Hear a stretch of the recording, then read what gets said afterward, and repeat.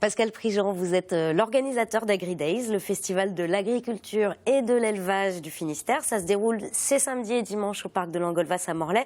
On parle de la plus grande ferme du département le temps d'un week-end. Est-ce que l'on sait combien d'animaux sont attendus exactement ?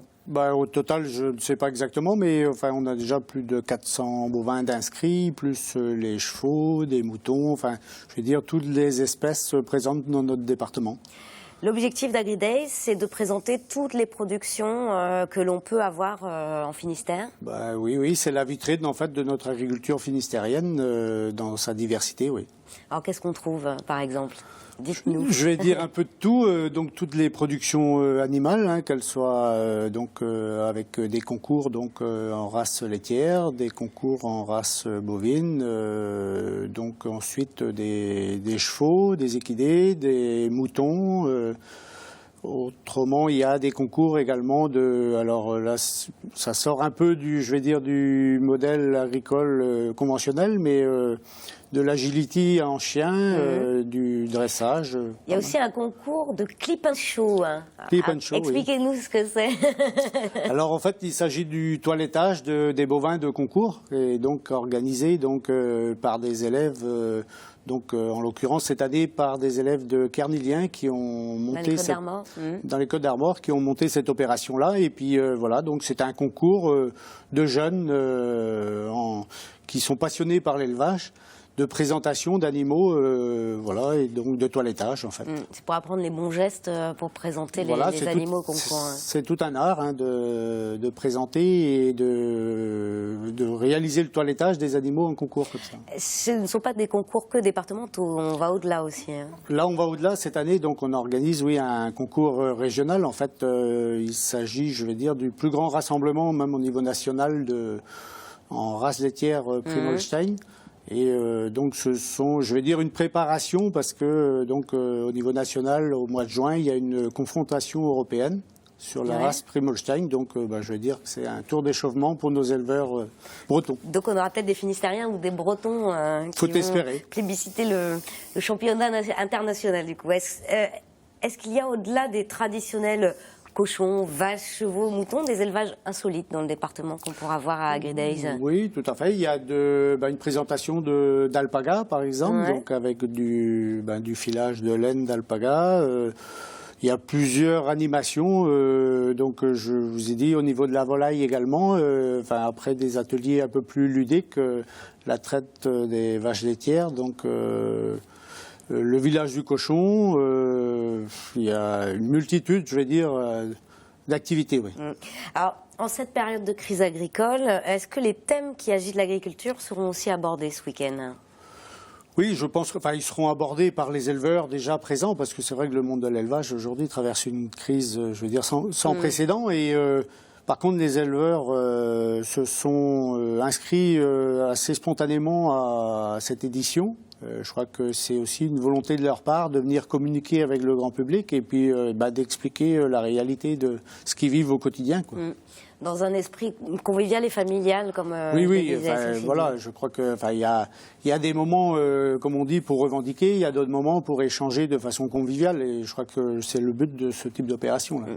Alors, AgriDays permet aussi de mettre en avant les formations agricoles, et à la maison familiale et rurale de Plébin, les élèves ont décidé de faire eux-mêmes la promotion de leur lycée en réalisant une vidéo, et Frédéric Lorenzon est allé à leur rencontre. Regardez. Manifestation, crise du lait et de la viande, l'agriculture est en plein marasme. Et pourtant, dans cette maison familiale et rurale, 180 jeunes se forment au métier du rural. Malgré les difficultés actuelles, le centre recrute. On a toujours cette motivation des jeunes pour l'élevage et pour les cultures. C'est quelque chose de très très diversifié, très très riche, d'extrêmement exigeant, mais en même temps qui permet à une personne de se réaliser pleinement. Ces jeunes veulent devenir agriculteurs et le font savoir grâce à cette vidéo. C'est plus sur le terrain avec maître de stage, sur l'exploitation, voir du concret. Je ne me plaisais pas en cuisine, du coup je savais que c'était l'agriculture qu'il me fallait. Voilà. Elle est bien. Oui. 3 jours de tournage et au final un montage de 2 minutes destiné à témoigner de leur motivation pour devenir agriculteur. Maxime et Virgile veulent rester dans une tradition familiale. Alexis, lui, n'est pas issu du monde agricole. Montrer qu'il y a de l'avenir et que malgré nos incertitudes, on y croit encore et on veut faire ce métier. Montrer que ça apportait beaucoup, par rapport à l'alternance, tout ça. Montrer que c'est ce que je voulais faire, j'étais sûr de moi. J'ai toujours été baigné dedans. J'ai vu mon père faire ce boulot. Donc pour lui, c'était déjà aussi une passion. Et il a réussi à me la transmettre. Ouais, c'est vraiment un métier qui me tient à cœur. Les animaux, j'aime ça. La technique, le rendement qu'on peut avoir.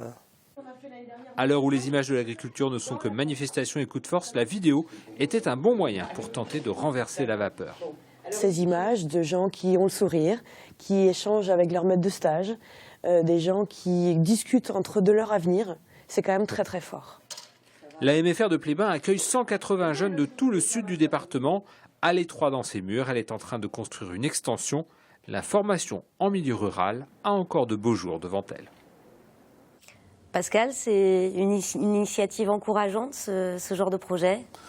Tout à fait. Je pense que nous, qui faisons partie de la plus ancienne génération aujourd'hui, c'est ce qui nous motive justement à organiser ce type d'événement, parce qu'on voit bien qu'on a des jeunes motivés et c'est un métier qui est fait par passion, quoi. Et donc, on voit bien que ils cherchent à communiquer sur leur passion, sur leur métier, et on s'inscrit tout à fait dans cette logique. Pour rebondir sur ce qu'il disait dans le reportage et sur AgriDays aussi, vous avez le sentiment qu'aujourd'hui les professions agricoles souffrent d'un déficit d'image? C'est sûr. Et puis, on voit bien à force de revendiquer. On a bien vu dans les journaux, dans la presse depuis quelque temps. Le désarroi des agriculteurs. C'est vrai qu'on n'encourage pas forcément des jeunes à venir à intégrer le métier, alors qu'on a un gros besoin quand même de renouvellement. On voit la moyenne d'âge est très vieillissante dans beaucoup de nos filières. Donc, on doit attirer des gens extérieurs, des jeunes extérieurs au métier. À propos d'images, vous organisez samedi matin à 9h30 à AgriDays une table ronde intitulée Numérique et innovation matérielle, quelle contribution pour l'avenir de l'agriculture, table ronde à laquelle vous participez, Pascal. Ça veut dire que l'avenir de la profession passe aussi par les nouvelles technologies? Je crois qu'on n'a pas un corps de métier à part et c'est vrai que de plus en plus les nouvelles technologies et le numérique font partie de notre secteur d'activité. Aujourd'hui, je crois que on est une des corporations les plus équipées, que ce soit en termes de smartphones, tablettes, d'équipements connectés. Donc c'est vrai que l'idée est de communiquer sur le sujet, parce qu'on nous a reproché par le passé de ne pas suffisamment communiquer justement sur ce qu'on faisait, et on a bien vu qu'il y avait un décalage entre nos pratiques et puis le ressenti du grand public.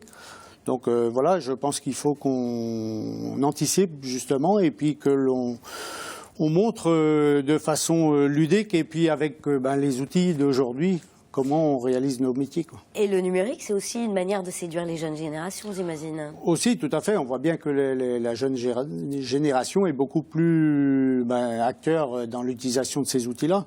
Et c'est vrai, comme je vous le dis, que ce soit dans le monde de l'élevage ou dans le monde de la culture aujourd'hui, c'est des outils quand même qui sont relativement utilisés, quoi. Bien développé. Vous espérez 20 000 visiteurs durant tout le week-end à Morlaix. Vous espérez surtout offrir une image moderne et positive de l'agriculture en Finistère? Oui, tout à fait. Je crois que malgré le contexte actuel, on pense à l'avenir. Et puis c'est vrai que l'idée, elle est aussi d'avoir un visage plutôt positif de notre agriculture. Et vous-même, Pascal, vous exposez, puisque vous êtes éleveur à Plougonvin, c'est ça? Tout à fait. C'est pas moi qui expose, c'est plutôt mon fils qui aujourd'hui a la charge de l'élevage laitier. Donc qui est passionné également par l'élevage et par la génétique animale. Donc, On vous trouvera dans les allées d'AgriDays ce week-end. Merci beaucoup, Pascal, d'être venu nous présenter cet événement. Je rappelle que ce festival de l'agriculture et de l'élevage se déroule ces samedi 12 et dimanche 13 mars au parc de l'Angolvasse à Morlaix. L'entrée, c'est 5 € et c'est gratuit pour les moins de 10 ans. Donc, on peut vraiment y aller en famille. Retrouvez toutes les infos pratiques sur notre site internet tbo.bzh.